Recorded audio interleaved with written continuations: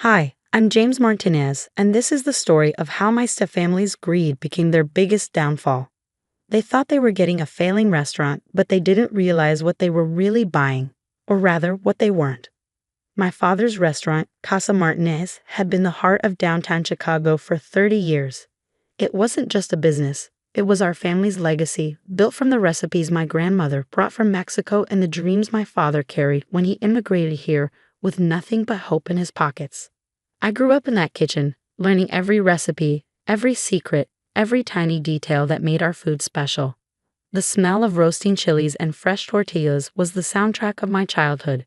But everything changed when my mother passed away, and 2 years later, my father married Diana.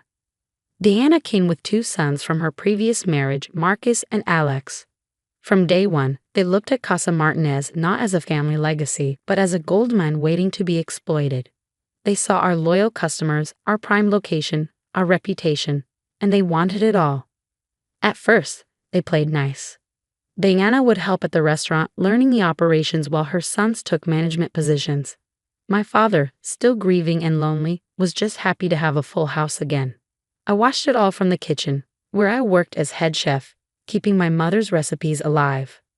"James, honey," Diana would say, her voice sweet as syrup, but her eyes cold as ice, "don't you think it's time to modernize? These old recipes, they're so traditional. People want fusion cuisine now." But our customers didn't want fusion. They came for my grandmother's mole sauce, for the tamales that took 2 days to prepare, for the traditions that made Casa Martinez special. Our revenue proved it. We were doing better than ever. Then my father got sick. Cancer, aggressive and unforgiving. Everything happened so fast. Between hospital visits and chemotherapy sessions, Diana and her sons started making changes. They hired new staff, changed suppliers, and slowly pushed me away from operational decisions.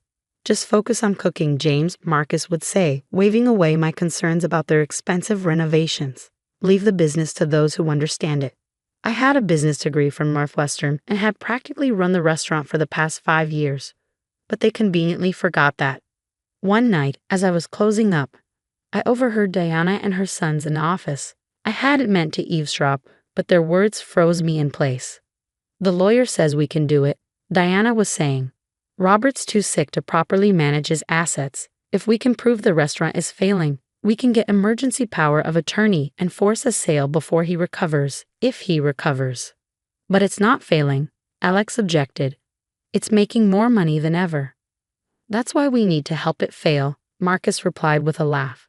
A few health code violations, some bad reviews, a couple of convenient kitchen accidents. I felt sick to my stomach.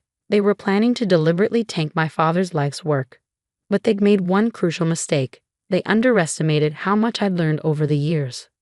What they didn't know was that 6 months earlier, when my father first got his diagnosis, he had signed over several key aspects of the business to me. Not the building or the restaurant itself. He wanted those to stay in his name until he was gone. But he gave me something far more valuable. I spent the next few weeks watching as they executed their plan. Suddenly we had health code violations. Mysterious bad reviews appeared online. Equipment started breaking down mysteriously. Our reputation was taking hits, and I could see the stress wearing on my father. Diana played her part perfectly, acting concerned and supportive, while suggesting that selling might be the best option. "The stress isn't good for your health, darling," she'd tell my father. "Let's just sell it and focus on your recovery." Finally, they made their move. At the hospital, with my father weak from chemotherapy, Diana brought in her lawyer. They had papers showing the restaurant's recent struggles, the mounting debts that they had created, and a proposal. Sell the restaurant now, to them, for a nominal fee of $1, to keep it in the family. My father, tired and confused, looked at me. "James, what do you think?" Diana jumped in before I could answer. "James understands this is for the best, don't you, James? You can still be the chef, if you prove yourself worthy of the position." I looked at my father, then at Diana's smug face, and nodded slowly. "If that's what you want, Dad." The next day, we all gathered at the restaurant for the official handover.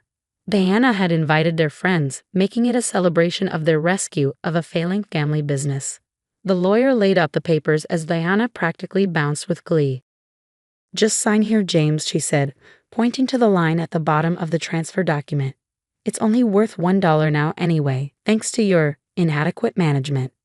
I signed my name with a steady hand, then looked up at their triumphant faces. Congratulations, I said quietly. The building and business are yours. Finally, Marcus exclaimed. Now we can make some real changes around here. I packed up my personal items from the office, including my mother's old recipe box. As I headed for the door, Diana called out, "Don't forget to be here early tomorrow. Just because you're not the owner anymore doesn't mean you can slack off." I turned back with a small smile. "Oh, I won't be coming in tomorrow, or ever again, actually." "What are you talking about?" Alex demanded. "You see," I said, "you just bought a building and a business name. But 6 months ago, my father transferred something else to me. I own all the recipes, every single one. They're fully copyrighted and trademarked under my personal holding company. I also own the Casa Martinez brand identity, logo, and most importantly," I paused, watching their faces, "I own all the supplier contracts and relationships personally." The color drained from Diana's face as I continued.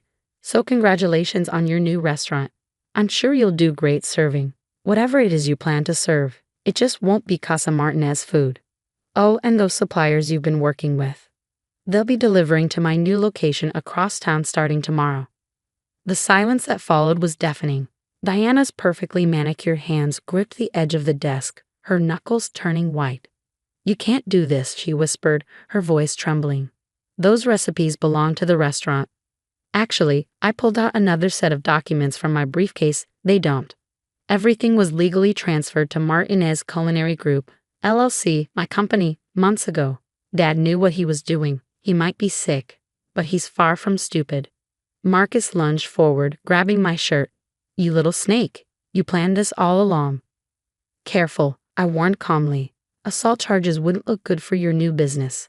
And yes, I planned this, right after I overheard you plotting to deliberately tank my father's legacy." Their lawyer, Mr. Peterson, was frantically flipping through the sale documents. This is highly unusual," he stammered. "The intellectual property should have been included in the sale." "Check page 37, I suggested. "The sale clearly specifies physical assets and business name only. You really should read the fine print more carefully." Diana's face contorted with rage. "We'll sue you." "Well, sue me for what?" I interrupted. "For legally protecting my family's heritage? For stopping you from destroying what my father built? Go ahead. Oh, and while you're at it, you might want to explain to the judge how you manipulated a cancer patient into selling his life's work for $1. I turned to leave, but paused at the door. "One more thing. I've submitted all documentation of your deliberate health code violations to the city health department. They're very interested in speaking with the new owners. I'd expect them first thing tomorrow morning." As I walked out of Casa Martinez for the last time, I heard Diana's anguished scream of rage. But I didn't look back. I had work to do. The next 6 months were a whirlwind. While Diana and her son struggled with health department investigations and tried to create new recipes for their empty restaurant, I was busy building something new. I opened Mama Martinez's kitchen just across town, taking our loyal staff, suppliers, and most importantly, our recipes with me. The grand opening was packed with familiar faces, customers who'd been coming to us for decades, who knew the taste of our authentic food couldn't be replicated. Word spread quickly. Food critics raved about how we'd preserved the traditional flavors while upgrading to a beautiful new location. Our old customers followed us, bringing new ones with them. Within months, we had lines out the door every weekend. Meanwhile, Diana's version of Casa Martinez floundered. Without our recipes, suppliers, or experienced staff, they couldn't recreate what made the restaurant special. They tried serving generic Mexican food, then attempted fusion cuisine, but nothing worked. The reviews were brutal. "It's like a soul has been ripped out of the place," one reviewer wrote. "The magic is gone." 3 months after their takeover, my father's cancer went into remission. The doctors called it a miracle, but I think it was pure stubbornness. He wasn't going to let go until he saw justice served. The first day he was strong enough, he came to Mama Martinez's kitchen. He walked through the dining room, tears in his eyes, touching the familiar decorations we'd moved from the old place. The photos of our family. The hand-painted plates my mother had collected, the string of peppers my grandmother had hung for good luck. In the kitchen, he watched as I prepared his favorite dish, chilla and nogada, just like his mother taught me. You did good, Mio, he said softly. You protected our legacy better than I ever could. Diana and her sons tried to hold out, but the numbers didn't lie. 6 months after their triumphant takeover, they were forced to sell the building at a massive loss. The final insult? The buyer was my newly formed real estate company. I kept the building but leased the space to a local art gallery. Sometimes I walk by the old location, remembering the sounds and smells that filled it for so many years. The Casa Martinez sign is gone, but the memories remain. Last week, I received a letter from Diana's lawyer offering to reconcile our differences and propose a partnership. I sent back a simple response. Some things aren't for sale at any price. Mama Martinez's kitchen has now expanded to 3 locations, each one serving the same recipes that my grandmother brought from Mexico all those years ago. My father, now fully recovered, comes in every Sunday to have lunch and tell stories to the customers about how it all began. As for Diana and her sons, last I heard, they left Chicago, their dreams of an easy takeover shattered. They learned the hard way that a restaurant isn't just a building or a business. It's the heart and soul that goes into every dish, the love passed down through generations, the traditions that can't be bought or stolen. Yesterday, a young culinary student asked me why I didn't just let them have the old restaurant and start fresh somewhere else. I showed her my mother's old recipe box, the pages worn and stained with decades of use. Because some legacies, I told her, are worth fighting for. The old Casa Martinez building still stands downtown, now filled with beautiful artwork instead of dining tables. But the real Casa Martinez, the soul of it, lives on in Mama Martinez's kitchen, where every dish we serve carries the story of a family that refused to be beaten, a legacy that couldn't be stolen, and the sweet taste of justice served piping hot. They say revenge is a dish best served cold, but in our case, it was served at exactly 165 degrees Fahrenheit, just like my grandmother's perfect enchiladas.